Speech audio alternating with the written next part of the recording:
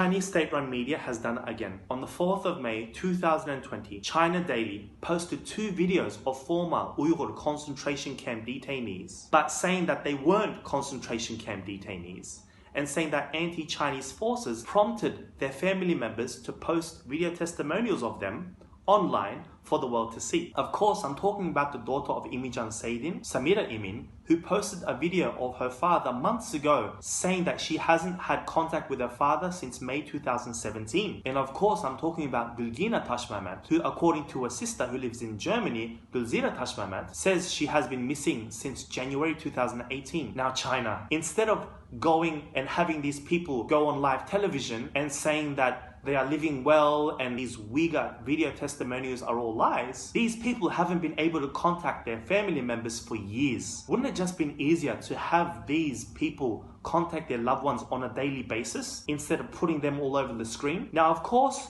once these videos were posted, the Uyghurs weren't silent on this issue. Hundreds and hundreds of comments and videos of Uyghurs wanting to see their own family members too on Chinese state-run media, knowing that at least they are well and alive. And one tweet caught my attention, and that is of a Uyghur living in the United States, Bahram Sintash, saying that he too wants to see a shaved head version of his father. Now China, I want to thank you for posting those videos, because you have proven to us it is only through the Uyghurs' video testimonials of their loved ones still stuck in concentration camps that we seem to get an answer from you.